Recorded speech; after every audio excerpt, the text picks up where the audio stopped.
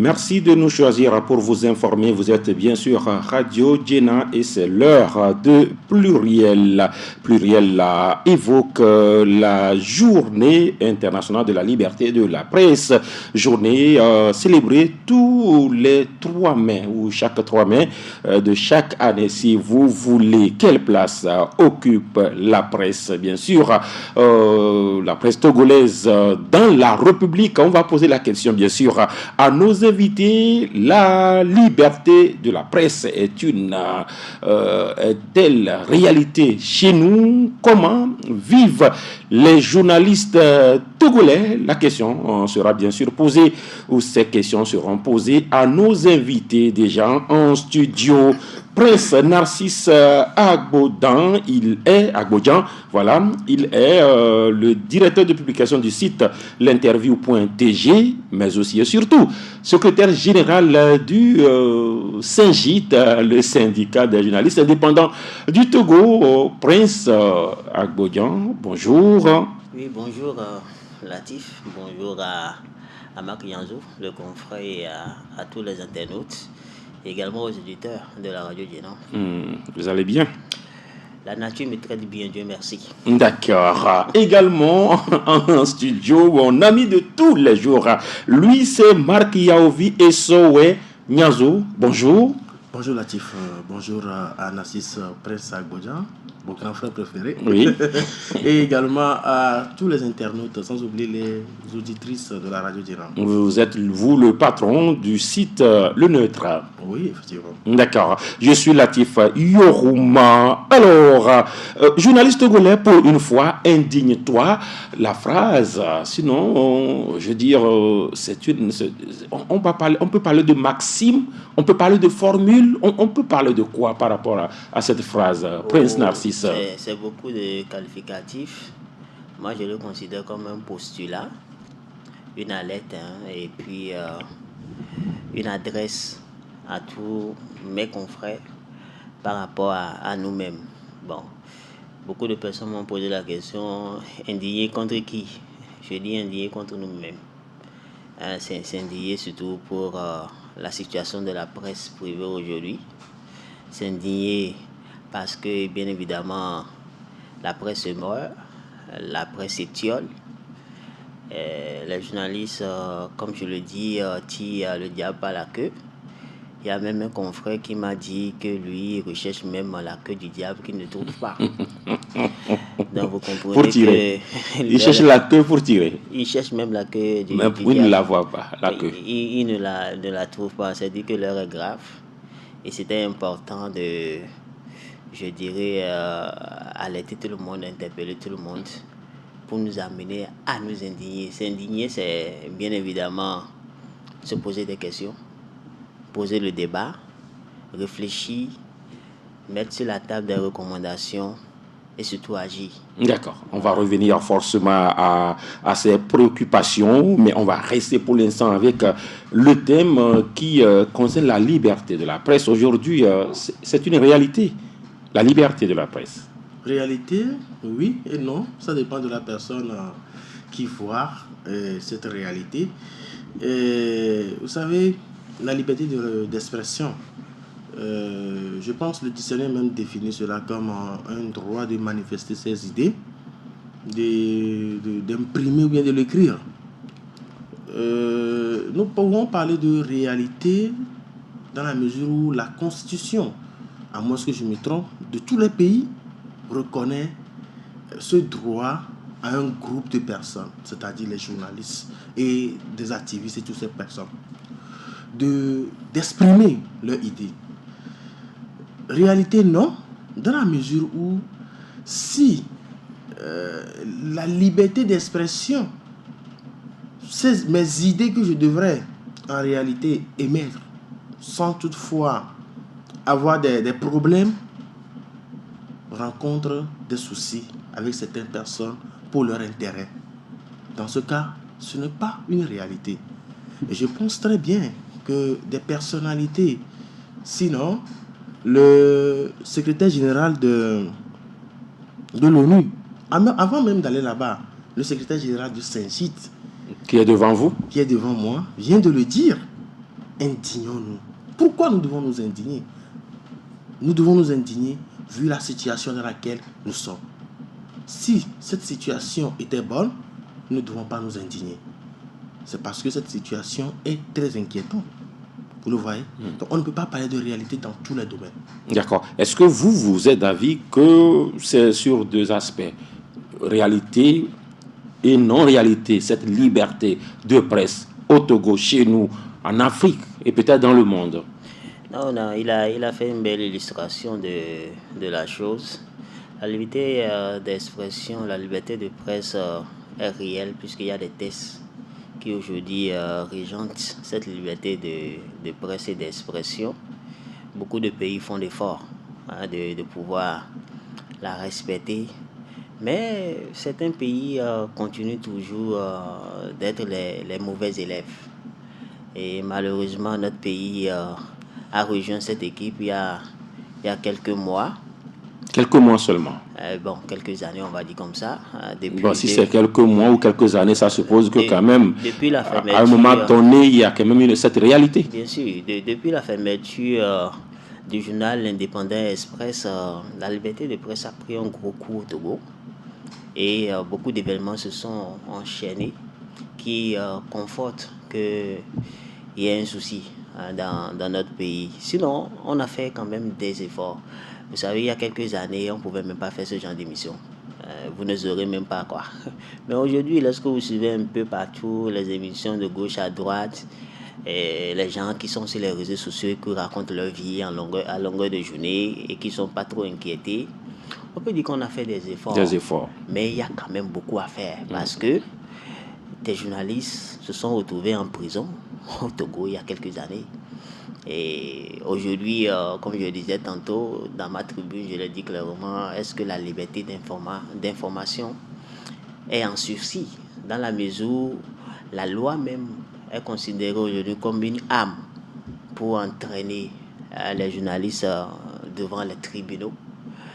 Et on trouve bien évidemment des indicateurs pour cautionner cet état de fait, comme incitation à la révolte, diffamation, tout ce qui va avec, pour attraire les journalistes vers la prison. Il y a de quoi se questionner par rapport à la liberté d'expression, la liberté de presse. Le cas à fait sûr est une réalité aujourd'hui.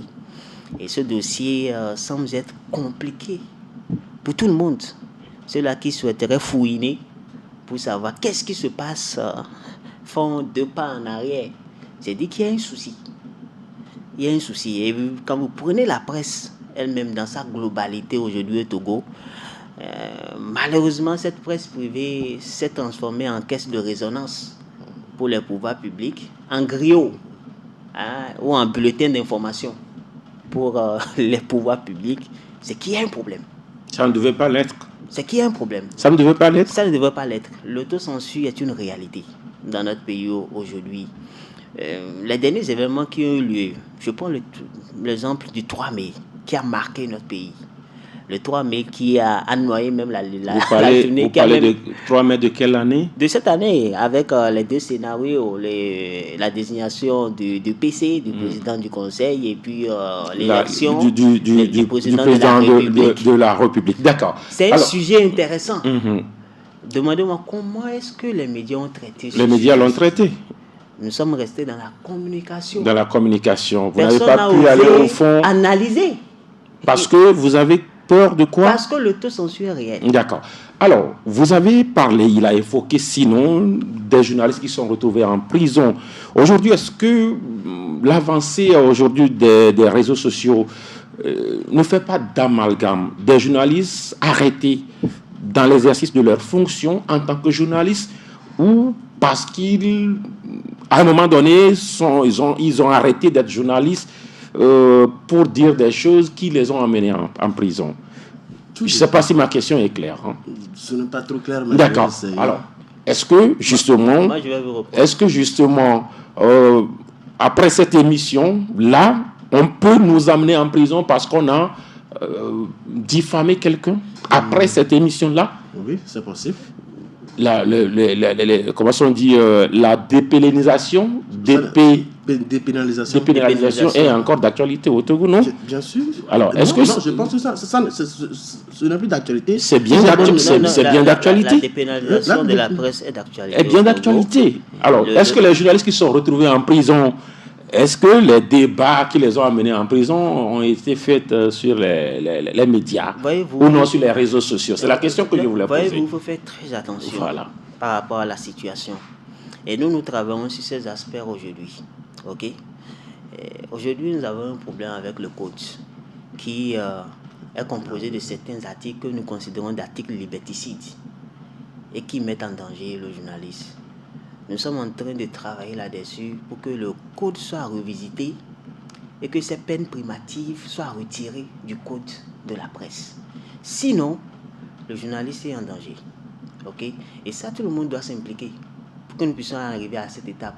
Ça va peut-être prendre du temps parce qu'on ne touche pas le code comme ça et on ne le change pas comme ça. Bien sûr. Nous avons été auparavant naïfs en ne cherchant pas à travailler véritablement sur ce code-là. Lorsque nous nous sommes retrouvés à Palimé, des patrons et puis tout cela qui sont ce fameux rendez-vous, les gens ont été distraits et donc le code nous a été imposé.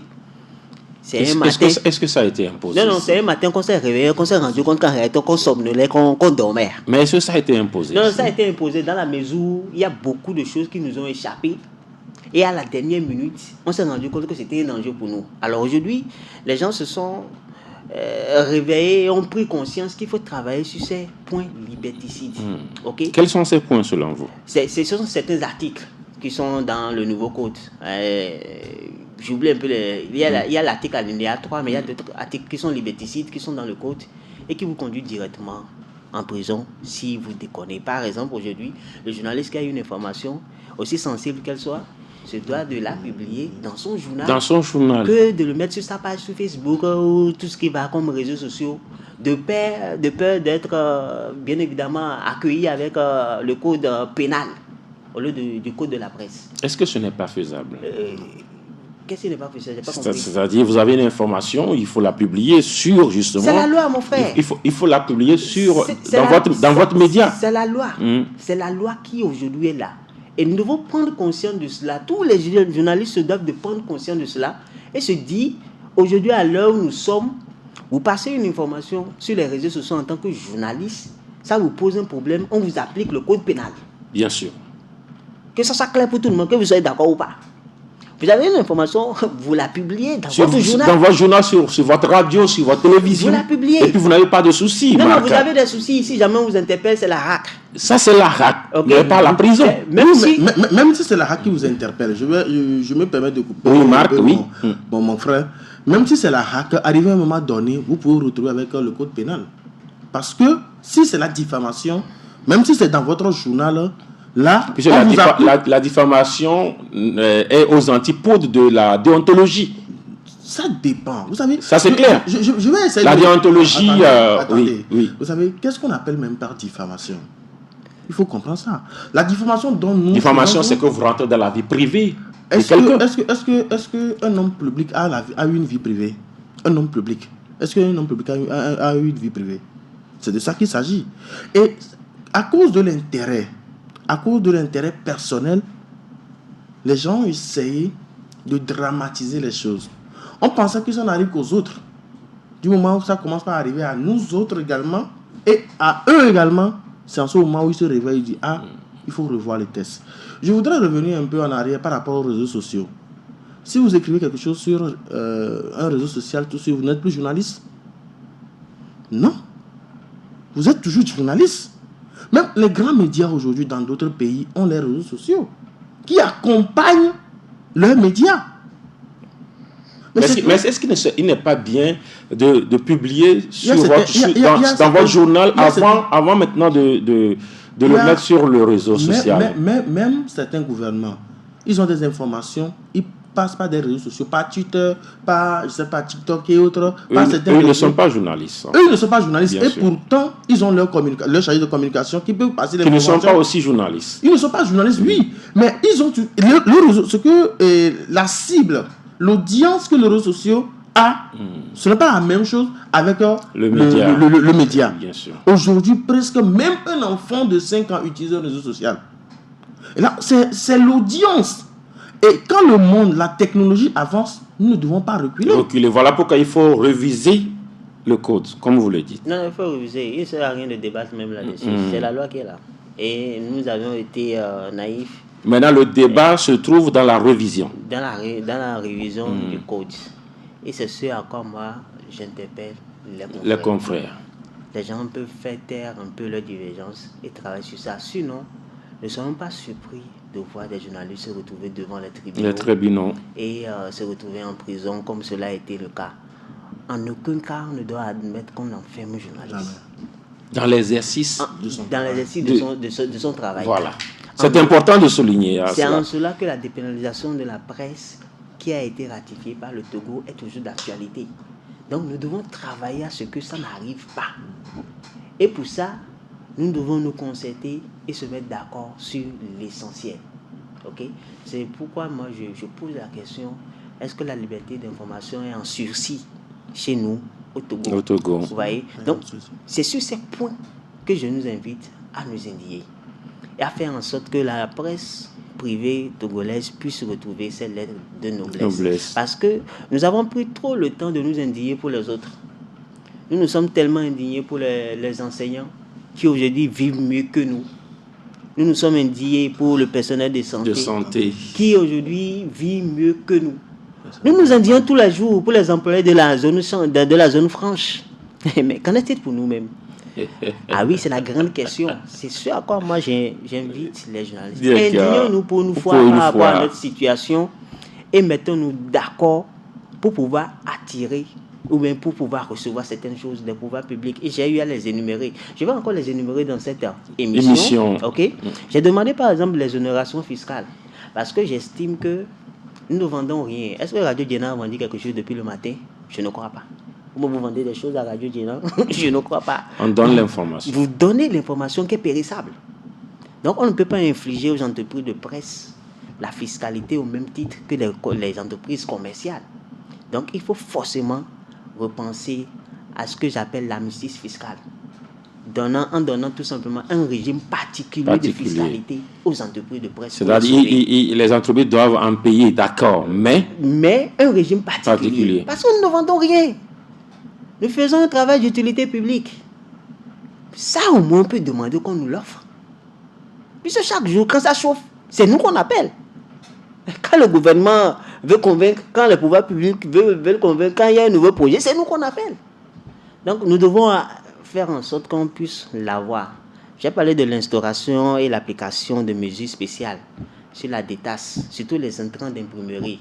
Vous ne pouvez pas imaginer comment est-ce que les entreprises de presse, la presse écrite, souffrent pour sortir les journaux. C'est difficile.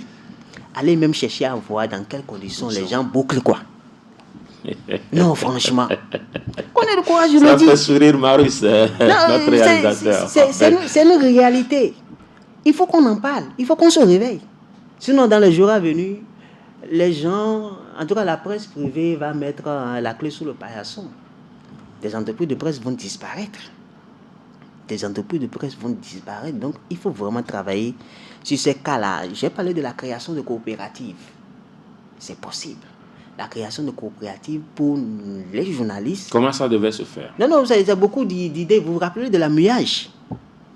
La MUAGE nous aidait au moins à pouvoir épargner quelque chose et préparer notre retraite. Vous savez que le journaliste n'a pas de retraite. Il n'y a aucune retraite pour un journaliste. C'est-à-dire que le jour où vous terminez quoi? Vous n'avez rien pour vous pour votre retraite. Rien du tout. La CNSS aujourd'hui nous a imposé.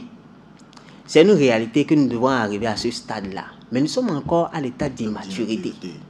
Les entreprises de presse au Togo ne sont pas encore matures. C'est pourquoi tout le monde fuit la CNSS.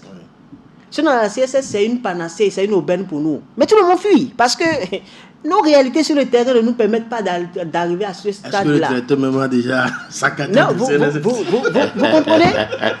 Aujourd'hui, vous parlez de la directrice de Radio Djena ou vous parlez de l'animateur de n'importe quelle entreprise de presse. Est-ce que le directeur même a ça jusqu'à faire ça pour son rédacteur? Ah d'accord, je comprends maintenant. Non, vous comprenez? Donc, il faut adopter un statut spécial pour les entreprises de presse au Togo.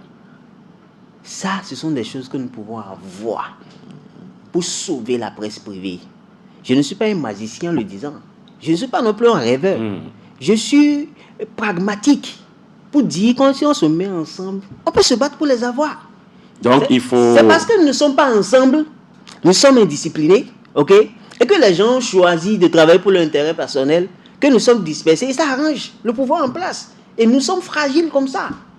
Donc, il faut que les gens, arrivés à un moment, se disent, franchement, il y a quelque chose qui ne va pas. Est-ce que vous savez qu'aujourd'hui, le journaliste qui n'a pas l'assurance maladie, qui se retrouve malade, qui peut être un membre de la famille directe, sa femme, ses enfants se retrouvent malades, face à la situation aujourd'hui sanitaire dans notre pays, ne s'en sort pas. Et à la fin, c'est la tombe, comme Bien on sûr, le dit souvent. Il y a des confrères qui décèdent, ne sont même pas au courant. Voilà, la dernière fois, je suis allé à l'église, je vois la photo d'un confrère affiché devant l'église. J'ai pris même ça en photo. C'est là où je me rends compte que le confrère est décédé. Personne ne sait. Personne ne sait. Et quand vous allez fouiller, c'est forcément la maladie. Parce que la plupart, les gens sont malades. Ok, ils n'ont pas les moyens pour pouvoir s'en sortir. Un matin, ils s'en vont. Tout simplement. Si vous nous rejoignez, vous êtes sur Radio Djena. Dans Pluriel, on parle de la journée de la liberté de la presse qui, selon les invités sur le plateau, est une réalité par endroit, mais qui ne l'est pas de l'autre. Aujourd'hui, la question c'est de savoir, lorsqu'on est au 3 mai, quelles doivent être les attitudes des confrères ou des associations de presse. On a vu le Saint-Gitz à l'œuvre, d'accord, mais est-ce que une lutte singulière suffit, Marc Niazo? Non, je ne le crois pas. Et dans l'intervention du secrétaire général, tout de suite, il a appelé le confrère à s'unir pour pouvoir lutter pour leur bien. Je dirais toujours, je vais emprunter la phrase de Karl Marx. J'espère que ce n'est pas le nouveau Karl Marx. Non, voilà. C'est pour cela que j'ai bien dit, je vais emprunter sa phrase. Journaliste de tous les bords. Ah, ce n'est plus travailleur. C'est journaliste. Journaliste de tous les bords, unissez-vous. Vous savez, j'ai vu quelque chose au Sénégal en 2019. Ça m'a vraiment touché. Je ne sais pas si vous avez une fois remarqué, dans n'importe quel pays, tous les confrères ont leur bord, qu'on le veuille ou non. Vous parlez de bord politique. Que ce soit de bord politique, de bord économique, de bord footballistique, tout le monde. Donc, chacun a son penchant. Chacun a son penchant. Ça s'appelle des lignes éditoriales. En réalité, c'est cela. Hein. Chaque média a sa ligne éditoriale. Il n'y a même pas de problème. C'est beaucoup plus, je dirais, pratique ou professionnel. C'est-à-dire c'est une ligne éditoriale. Prenez-le comme vous le voulez. Et je suis sûr que ceux qui nous écoutent savent de quoi je parle. Et au Sénégal, chacun a son bord, comme je le disais. Mais quand il y avait eu un problème concernant la presse, tout le monde était uni pour pouvoir revendiquer. C'est tout ce qu'on demande au Togo. Ne regardons pas nos bords, ne regardons pas notre ligne éditoriale et autres. Quand il y a un problème qui concerne un journaliste, si nous pouvons mettre la main dans la pâte, évitons. Moi, il y a une phrase qui me fait mal toujours. Les coulisses. On travaille dans les coulisses. Quelles coulisses? On ne sait jamais de quoi on dit dans ces coulisses-là. Qui souvent sort cette phrase-là? C'est les on-dit. C'est dans la nature. Les coulisses. Tu sais, Latif, le problème que nous avons aujourd'hui, c'est que nous ne voyons pas le danger qui est devant. Chacun protège son intérêt, oubliant qu'un jour, on peut se retrouver de l'autre côté de la plaque. On l'oublie sincèrement. Il y a un confrère qui m'a dit un jour quelque chose qui m'a vraiment fait réfléchir. Quand il vient sur les antennes, dit ceci, dit cela. Le jour où un membre de sa famille a fait un accident sur la même route qu'il défendait, c'est ce jour-là qu'il s'est révolté. Ça n'arrive pas seulement. Est-ce que les conséquences, souvent c'est ce qu'on dit, les conséquences sont corrigibles? C'était mieux quand même comme ça, non? Parce qu'il a été victime, il s'est corrigé. Oui, mais est-ce qu'on va en arriver là-bas? On peut prendre conscience aujourd'hui. La liberté d'expression dont nous parlons tout de suite, M. Latif, c'est un droit reconnu. Mais dans la pratique, ça n'existe pas. Si le journaliste... De façon générale ou au Togo? Moi, je vis au Togo. Donc je dois Donc parler vous parlez du Togo. de mon pays. Ça n'existe pas. Dans la pratique, avant de parler tout de suite, je fais un effort de réfléchir sur tout ce que je dois dire. Et c'est ça qui est Donc ça l'autocensure. suppose que vous n'êtes pas libre. C'est cela? Mais si vous êtes libre, est-ce que vous pouvez réfléchir sur tout ce que vous devez dire? Il y a certaines choses qui sont des vérités, mais avant de le dire, il faut trouver un mot. Je ne sais pas, on nous demande d'aller à l'école de la diplomatie. SG vient de donner un exemple très clair le 3 mai. L'élection, il y a la désignation du PCM et du PR. Il faut voir comment ces informations ont été traitées. D'ailleurs, est-ce que c'est une information? Il y a même certains qui ont allé jusqu'à dire, pour traiter d'autres, ça, ce que je n'ai pas aimé, de perroquet. C'est-à-dire, on nous dit des choses et on répète. C'est de la communication. Ce n'est pas aussi... La communication n'est pas du journalisme. Oui, justement. Ils ont choisi de faire la communication. C'est un choix, non? C'est un choix pour juste se réfugier contre les affres des oppresseurs de la presse libre et critique. Et c'est ce que moi je déplore. La presse libre et critique doit exister au Togo. Pas uniquement que des caisses de résonance, pas uniquement que des griots. Malheureusement, nous sommes en train d'aller vers là. Nous sommes tous devenus des communicateurs. Et ce n'est pas bon pour la presse. Voilà pourquoi vous dites que la presse se meurt. Il faut que les confrères le comprennent. Ceux-là qui nous amènent dans cette dynamique sont en train de tuer la presse. D'accord. Ok. Alors, aujourd'hui, quand vous dites journaliste togolais, pour une fois indigne-toi, vous avez cité en tout cas 3 choses que j'ai pu retenir. D'abord, vous avez parlé je peux vous reciter ça. Vous avez parlé de la fiscalité. Non, je vais reciter. Je vais le faire. Non, vous avez... je vais le faire, ok. C'est important pour moi. Oui. Je parle par exemple de l'exonération fiscale pour les entreprises de presse. C'est important. L'exonération fiscale, c'est indéniable pour les entreprises de presse. J'ai parlé de l'instauration et l'application de mesures spéciales, notamment la détaxe sur les intrants, voire même l'annulation de certains impôts sur les arriérés de certains parce que beaucoup de personnes doivent à l'OTR. Aujourd'hui, quand les gens entendent l'OTR, ils ont envie de fuir, quoi. C'est une réalité. Si on peut faire un effort pour annuler ces arriérés-là, histoire de permettre que la presse privée puisse souffler un tout petit peu, ça va nous arranger. Ce n'est pas impossible. C'est juste de se mettre ensemble et de mettre sur la table ces recommandations. Okay? J'ai demandé qu'on fasse l'adoption d'un statut spécial pour les entreprises de presse. C'est important. Une fois qu'on aura fait un statut spécial pour les entreprises de presse, ne seront plus traités comme les autres entreprises. Parce que nous ne vendons rien. On ne vend rien. L'information, c'est périssable. Celui qui aujourd'hui se lève et veut traiter l'information de 3 mai, il est très en retard. Donc nous ne vendons rien. J'ai parlé également de la protection effective de la liberté de presse. On l'a dit en début d'émission. La liberté de presse en sursis. Il y a des faits qui aujourd'hui nous amènent à dire que le taux de censure est réel au Togo. Il y a des journalistes qui aujourd'hui sont obligés de sortir du pays. Je ne vais pas citer des noms. Il y a des confrères qui ne peuvent plus rentrer au pays. Ok? Il y a des confrères qui se sont retrouvés en prison. Ça nous appelle à réfléchir sur qu'est-ce qui se passe chez nous. Est-ce que la liberté d'informer, la liberté de presse est en sursis au Togo? Donc il faut véritablement travailler pour que cette liberté soit effective dans notre pays. Parce que si vous voyez même le classement par rapport à cette année, on a régressé.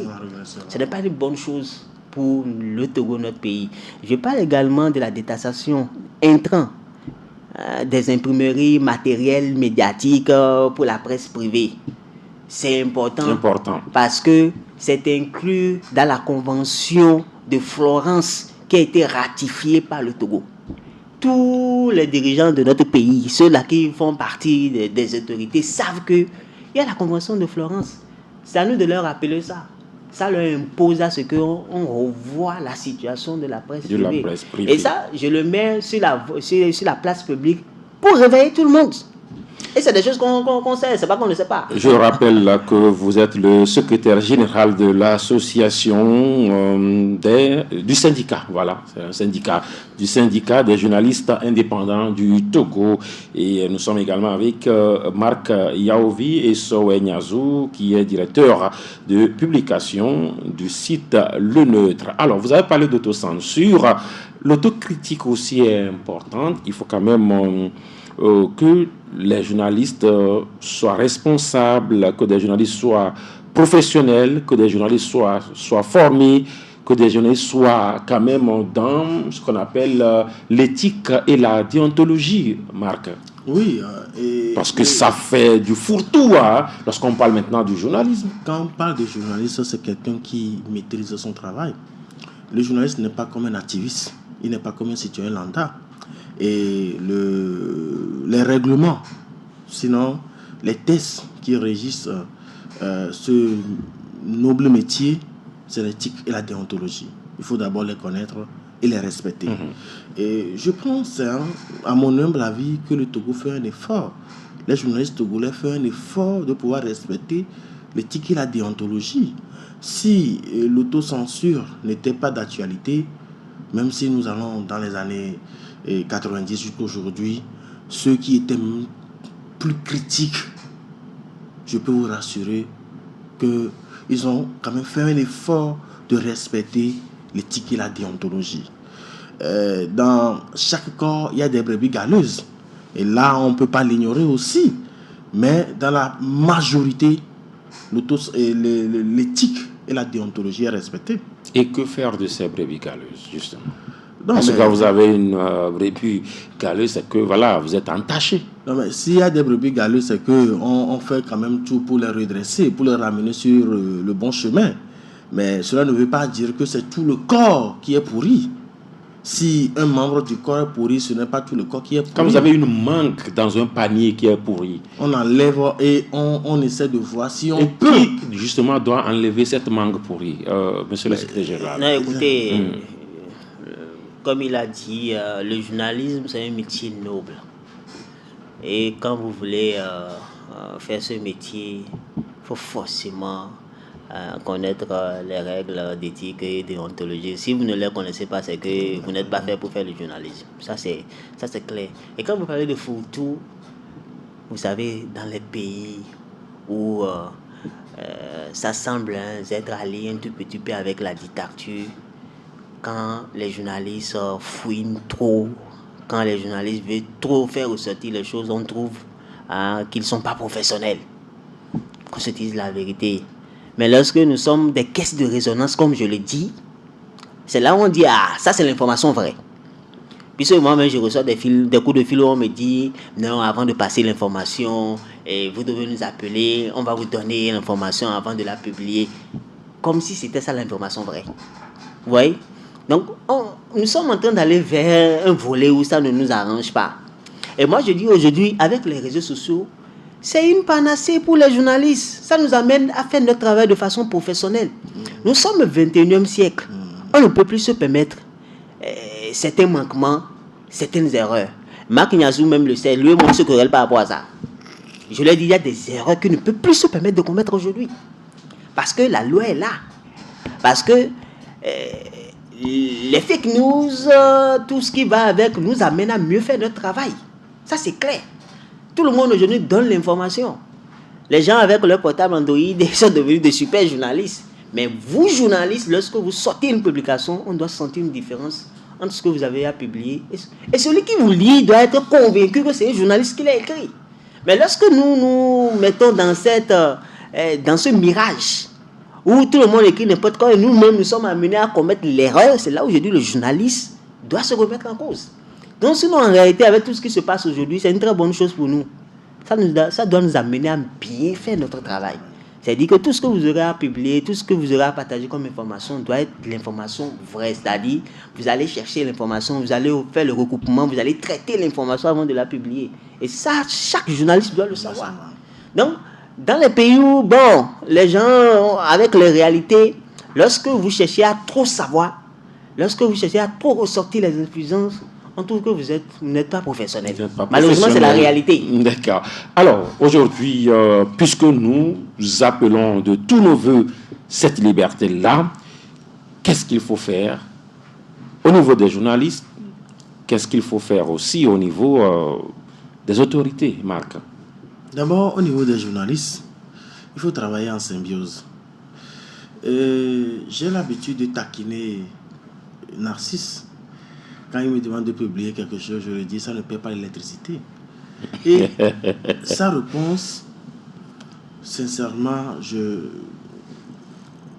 travaille toujours là-dessus. Est-ce que ce pourquoi je lutte, c'est pour ma famille? C'est sa réponse. Ou c'est pour les citoyens? Ou c'est pour tout le monde. Et c'est ce que nous devons comprendre en fait. Est-ce que ce pourquoi Narcisse, en fait, depuis la création de Saint-Gilles, tous les présidents et tous les secrétaires autant généraux, jusqu'à arriver à Narcisse aujourd'hui, ce pourquoi il luttait, est-ce que c'est pour leur famille? Non, c'est pour nous tous. Si la pluie tombe aujourd'hui, est-ce que ça tombe pour ceux qui font des biens ou bien ceux qui font des mal? Nous tous. Donc, si la chose change aujourd'hui, si la situation change, et que Narcisse a parlé de quelque chose qui m'a fait sourire tout de suite, les honorations des tasses. Est-ce que ce que nous faisons... C'est le premier point. Oui, ça va. Voilà. Des doléances. Ce sont des doléances. L'autre fois, j'ai appelé mon comptable lorsqu'on m'a fait sortir. Mais il y a eu des graissements dedans. Si on change ça aujourd'hui, si même dans ma chambre, je vais sourire, oui ou non? Est-ce que je vais même avoir le courage, je ne sais pas, la gentillesse d'acheter une bière à Narcisse. Mais pourtant, il lutte pour chacun d'entre nous. Et nous devons comprendre ça et s'aligner sur ces points-là. Si nous ne nous levons pas, personne ne le fera à notre place. Ça, c'est important. Pour le pouvoir, vous savez, sans la volonté, nous ne pouvons rien faire. Est-ce que le pouvoir en place veut réellement changer les choses? Je me rappelle, c'est en 2020 que les tests, je pense la convention a été... La convention collective, vous dites? Oui, je pense en 2022. Des journalistes. Des journalistes. J'écoutais le ministre des Droits de l'Homme d'alors, M. Christian Trimois, sur les ondes d'une radio sœur, disant que c'est vrai qu'il y a eu des coquilles, on doit revoir ça. Depuis 2022 jusqu'à aujourd'hui, il fait 3 ans. Est-ce qu'on a changé ça? Si on a la volonté, on peut le faire. Donc du coup, on ne le fait pas pour... c'est pas pour donner le quitus à tous les jeunes de faire tout ce qu'ils veulent. Mais on le fait pour que notre pays, le Togo, puisse retrouver et cette liberté que notre constitution nous a conférée. D'accord. Oui, monsieur le secrétaire général. Oui, Latif. Qu'est-ce qu'il faut continuer par faire au-delà de votre appel à s'indigner, au-delà des points énumérés? Qu'est-ce que le confrère doit faire et qu'est-ce que justement les autorités également posées comme il faut fédérer dans l'élan vers la recherche permanente de cette liberté? Il faut fédérer les énergies pour bien évidemment démontrer au pouvoir public que nous sommes organisés et disciplinés, pour qu'ils nous prennent au sérieux. Parce qu'ils ne nous prennent pas généralement au sérieux. Donc il faut quand même se mettre ensemble. C'est important. Sinon, comme je l'ai dit tantôt, je l'avais dit hier suite à CFM, c'est que demain on verra bien quoi, si on ne fait rien aujourd'hui. Donc c'est très important de se mettre d'accord sur l'essentiel. Il n'y a pas que les entreprises de presse qui ont besoin de maturité et d'être viables. Il y a le journaliste lui-même. Et comme il a dit, la convention collective qui aujourd'hui garantit un mieux-être aux journalistes et qui aussi protège l'employeur. Pour ceux-là qui ne le savent pas, la convention collective n'est pas contre les employeurs.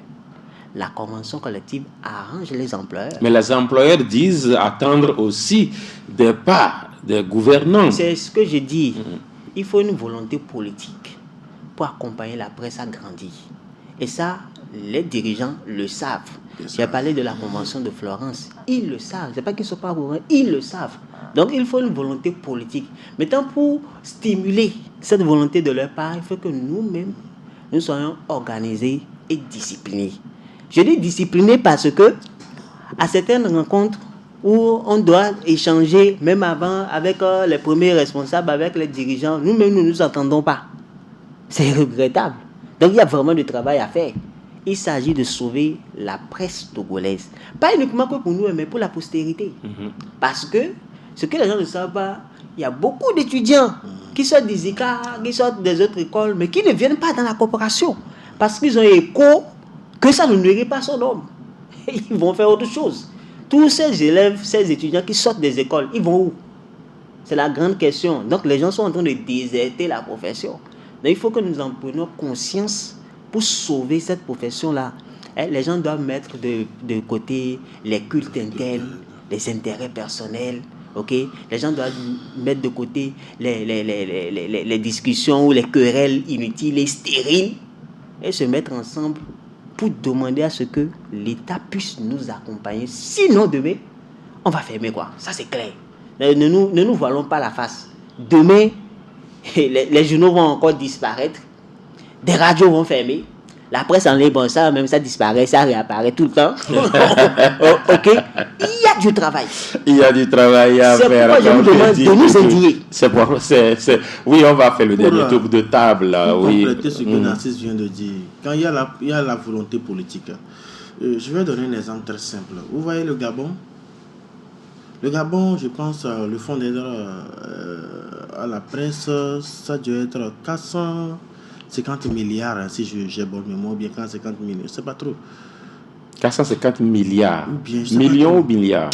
Je doute sur milliards ou bien millions. Mais je pense que...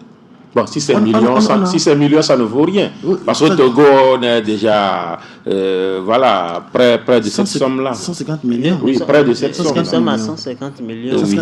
Oui.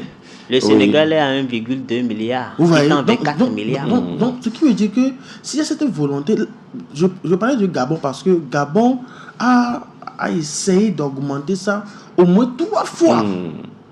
Au moins 3 fois. Dans 2 ans, si j'ai bonne mémoire. Le Bénin ici, par exemple, Patrice Talon, il faut voir le Bénin, l'aide d'État à la presse. Ici, on nous parle de fonds d'aide, quoi, et ce n'est pas encore opérationnel. On a qu'à mettre la différence entre fonds d'aide et les subventions. Tout ça, c'est juste pour nous embrouiller. Non, mais c'est des dispositions qui ont été... Non, ce sont des dispositions qui sont là. Et nous sommes en train de mettre la pression pour que ça soit effectif. Voilà. Parce que ça fait partie quand même des compromis et des souhaits qui ont amené les patrons de presse à signer la convention collective. Les gens ont signé la convention collective, pas la volonté, mais tout ce qui a été promis, rien n'a été fait. Nous avons même demandé qu'on mette en place un cadre de suivi par rapport à la signature de la convention collective et où sommes-nous arrivés, s'il faut faire l'état ou bien le bilan, qu'est-ce que l'on a pu réellement faire après cette signature. Le comité n'a jamais été mis en place. C'est-à-dire que franchement, il y a des choses à faire. Ça manque de volonté. Il faut une volonté politique, quoi. Il faut une volonté politique. Mais si nous-mêmes, nous sommes dans la léthargie et que nous ne voulons rien faire, rien ne va bouger. Il faut que la corporation amène. Moi, je lance l'appel pour que les gens puissent se réveiller, qu'on puisse faire en sorte qu'on remue le cocotier. D'accord. Merci à vous, Prince Narcisse Agbodjan. Je rappelle que vous êtes le patron du site l'interview.tg, mais aussi vous êtes le secrétaire général du Saint-Gite. Merci d'avoir accepté notre invitation. Merci également à Marc Yaovi et Sowe Nyanzou. Il y a un nom qui manque.